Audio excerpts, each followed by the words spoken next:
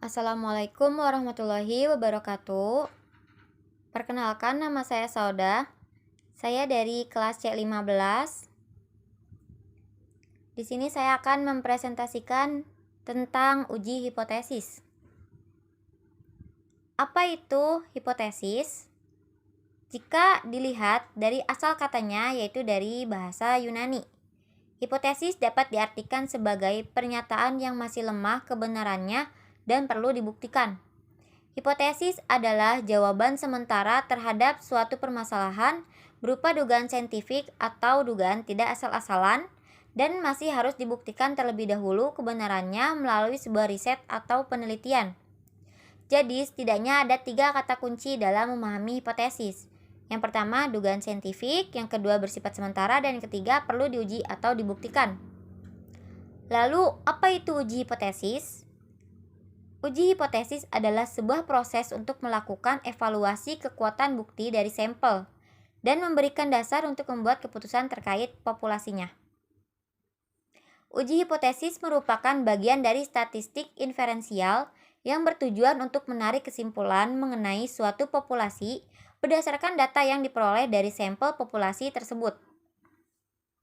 Dalam statistik, uji hipotesis adalah sebuah cara kita untuk menguji apakah survei atau pengamatan yang kita lakukan memberikan hasil yang sesuai.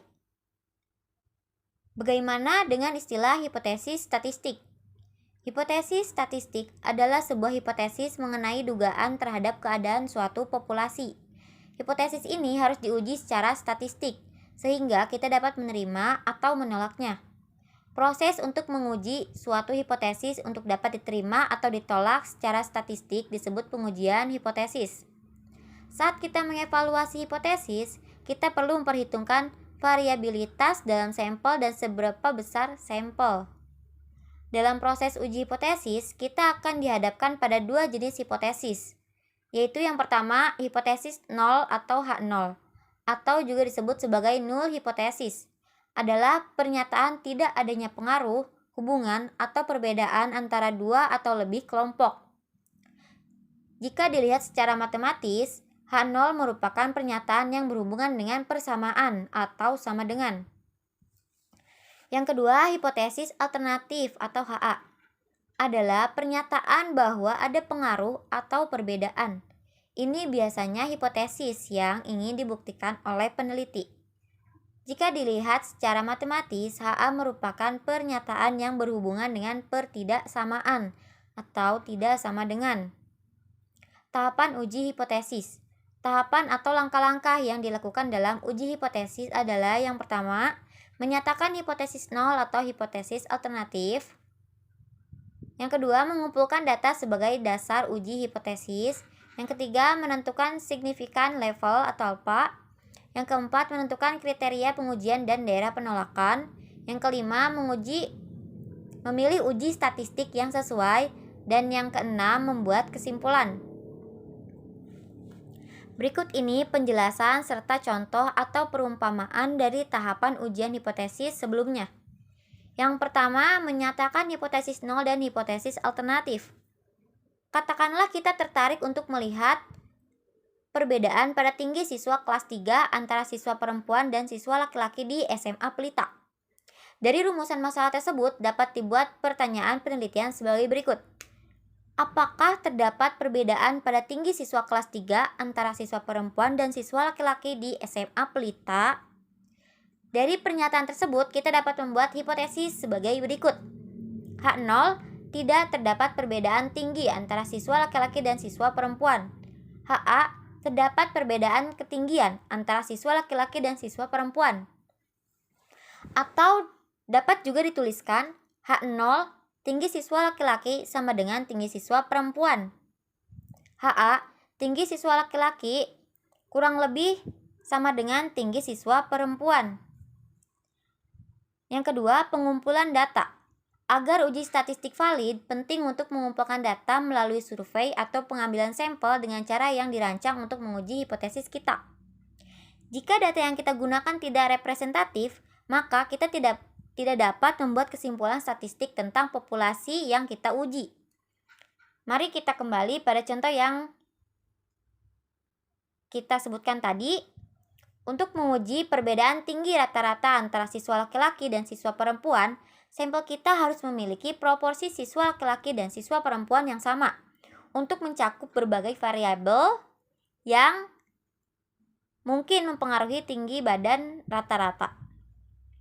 Kita juga harus mempertimbangkan ruang lingkup studi kita, karena ini juga dapat mempengaruhi hasil analisis. Dalam contoh kasus yang kita gunakan, jelas ruang lingkup studinya adalah SMA Pelita. Kita tidak tertarik dengan siswa-siswa di sekolah lain. Yang ketiga, menentukan level signifikansi. Apa itu tingkat signifikansi atau signifikan level? Tingkat signifikansi adalah peluang terjadinya peristiwa tersebut secara kebetulan. Jika tingkatnya cukup rendah, yaitu kemungkinan terjadinya secara kebetulan cukup kecil, kita katakan peristiwa itu signifikan. Tingkat signifikansi menunjukkan probabilitas membuat keputusan yang salah ketika hipotesis 0 benar. Tingkat signifikansi atau dilambangkan dengan huruf Yunani alfa umumnya ditetapkan pada 0,05. Ini berarti bahwa ada kemungkinan 5% kita akan menerima hipotesis alternatif ketika hipotesis 0 kita benar. Semakin kecil tingkat signifikansi, semakin besar beban pembuktian yang diperlukan untuk menolak hipotesis 0, atau dengan kata lain untuk mendukung hipotesis alternatif. Yang keempat, menentukan kriteria pengujian dan daerah penolakan. Uji hipotesis ditentukan oleh statistik uji, yang merupakan fungsi dari data sampel dan daerah kritis. Hipotesis 0 ditolak jika nilai statistik uji berada dalam wilayah kritis dan tidak ditolak sebaliknya. Daerah penolakan atau daerah kritis adalah himpunan semua nilai statistik uji yang menyebabkan ditolaknya hipotesis 0. Daerah kritis dipilih sedemikian rupa sehingga probabilitas menolak hipotesis 0 ketika itu benar tidak lebih besar dari nilai yang telah ditentukan atau level signifikansi. Daerah penolakan ditentukan dari hipotesis alternatif kita. Hipotesis alternatif bisa dibagi menjadi dua. Yang pertama yaitu dua sisi atau two-tailed. Jika hipotesis alternatif HA mempunyai rumusan tidak sama, maka didapat dua daerah kritis pada ujung distribusi, yaitu kanan dan kiri. Luas daerah kritis atau daerah penolakan pada tiap ujungnya adalah 1/2 atau setengah alfa, karena ada dua daerah penolakan. Kriteria pengujian untuk proses ini adalah tolak H0 jika statistik yang dihitung berdasarkan sampel tidak kurang dari daerah penolakan positif atau kanan dan tidak lebih dari daerah penolakan negatif atau kiri. Yang kedua, satu sisi kanan dan sisi kiri. Hipotesis alternatif HA yang mempunyai rumusan lebih besar atau lebih kecil, maka distribusi yang digunakan didapat sebuah daerah kritis yang letaknya di ujung sebelah kanan atau sebelah kiri. Luas daerah kritis atau penolakan adalah sebesar alfa. Kriteria pengujian, tolak H0 jika statistik yang dihitung berdasarkan sampel tidak kurang dari daerah penolakan. Berikut ini contoh gambar untuk uji satu sisi dan dua sisi. Ada uji satu arah ke kiri, uji satu arah ke kanan, dan uji dua arah. Dengan demikian, daerah penolakan dibuat dengan menyesuaikan hipotesis alternatif, bisa dua sisi, bisa satu sisi. Yang kelima, memilih dan melakukan uji statistik.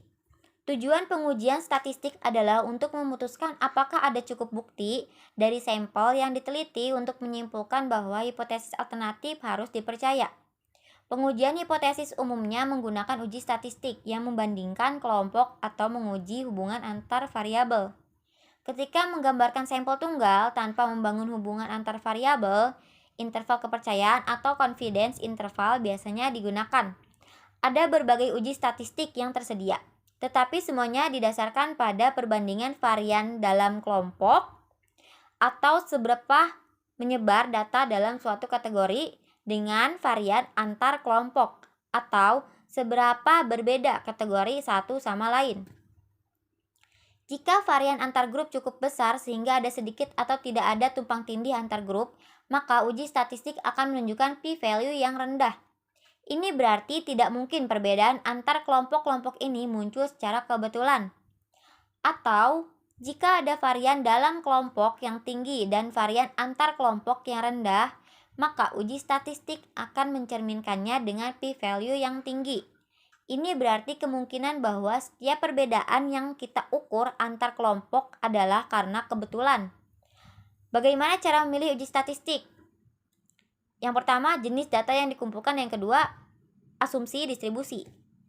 Yang keenam, membuat kesimpulan. Berdasarkan hasil uji statistik, kita harus memutuskan apakah hipotesis 0 didukung atau ditolak. Jika hipotesis 0 ditolak, hasil ini ditafsirkan sebagai konsisten dengan hipotesis alternatif kita.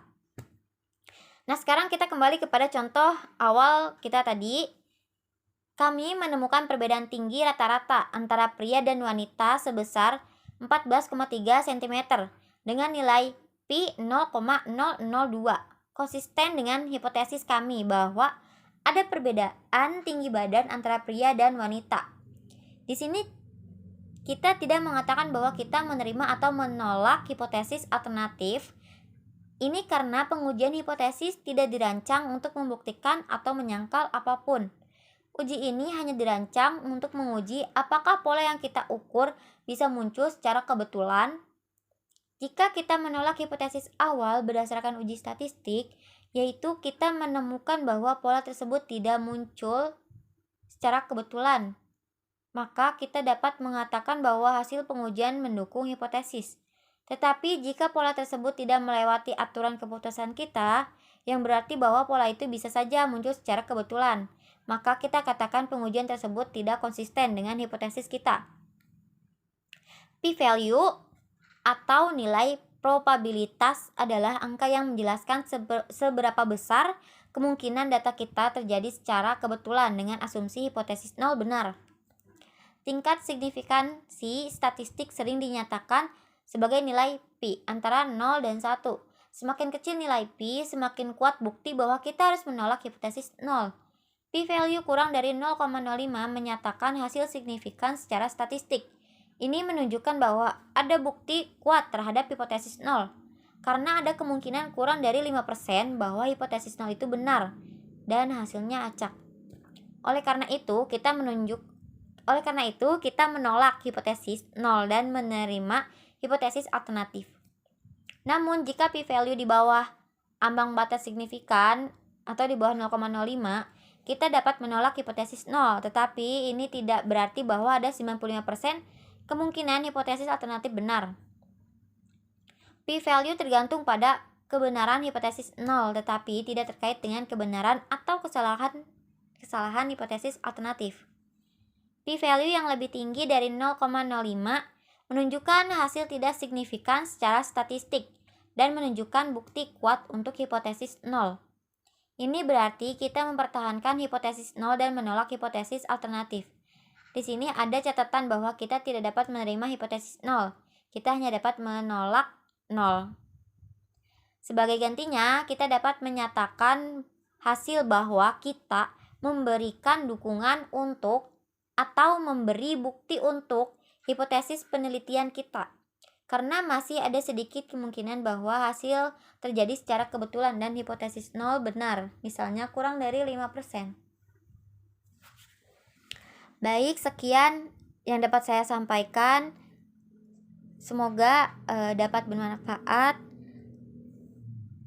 Terima kasih atas perhatiannya. Mohon maaf apabila ada kesalahan dalam bertutur kata. Wassalamualaikum warahmatullahi wabarakatuh.